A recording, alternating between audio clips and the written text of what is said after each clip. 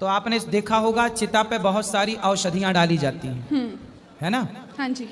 और जब नेचुरल लकड़ी जलती है तो लकड़ी, जब कोई भी लकड़ी नेचुरल जले उस धुएं से प्रदूषण नहीं होता।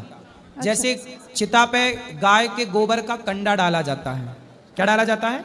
ओपले, गोबर का कंडा, सूखा हुआ गोबर। हाँ। तो गोबर के जलने से कभी भी प्रदूषण नहीं होता, ये याद रखिएगा।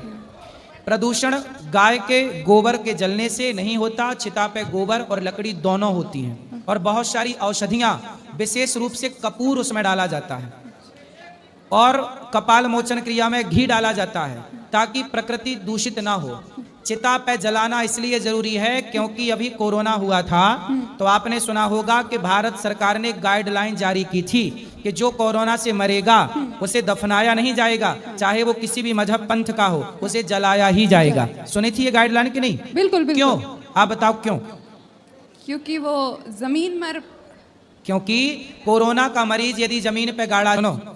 दूसरा आपने पूछा कि गंगा जी में अस्थियां डालते हैं तो गंगा जी दूषित होती हैं। सुनो, गंगा जी प्रदूषित कभी, आपने देखा होगा लाखों लोग हड्डियां गंगा जी में डालते हैं। क्या आपको कभी भी गंगा के किनारे एक भी हड्डी तैरती हुई मिली?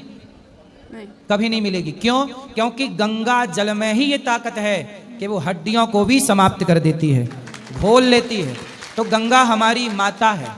कहते हैं कि जब राजा सगर के 60,000 बेटे मरे और उनकी सदगति नहीं हुई, तब गंगा जल के स्पर्श से सदगति हुई। हम सनातनी लोग मानते हैं कि जो व्यक्ति पापी से पापी क्यों ना हो, पर मृत्यु के बाद उसकी राख को भी गंगा का स्पर्श हो जाएगा तो वह भव सागर से पार हो जाएगा। इसलिए सनातन की ये मान्यता है। और गंगा जल ही पूरी दुनिया में ऐसा है, 1000 साल रखे रहिए, कभी कीड़े नहीं पड़ते, कभी खराब नहीं होता।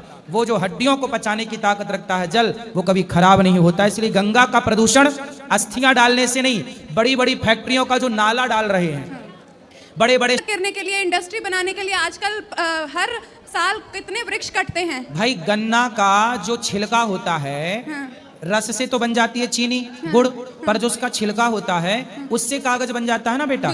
तो उससे जब वेस्टेज से कागज बन रहा है तो अपने को बन क्यों जलाना है? बिल्कुल। पहला। अच्छा आप बताओ कि नदियां प्रदूषित किससे हैं? आप बताओ। इंडस्ट्री के नालों से। लेकिन आपने हमसे क्या प्रश्न किया कि अस्थियों से दूषित हैं? ऐसा क्यों पूछा आपने? हर तरह से है, एक माध्यम वही भी, वो लेकिन भी है, अस्थियों को क्यों? अस्थियों से दूषित नहीं है बेटा। ठीक है। सनातन, हम हर चीज में सनातन को क्यों टारगेट कर रहे हैं, हम ये पूछना चाह रहे हैं। आप युवा हैं, आज की पीढ़ी है, आप जैसे लोगों को ये दिमाग में भरा जाता है। नहीं, हम आपसे मार्गदर्शन ही ले रहे हैं। जो हमारे दिमाग में प्रश्न आया, आपने हमारा समाधान कर दिया। बहुत बहुत शुक्रिया।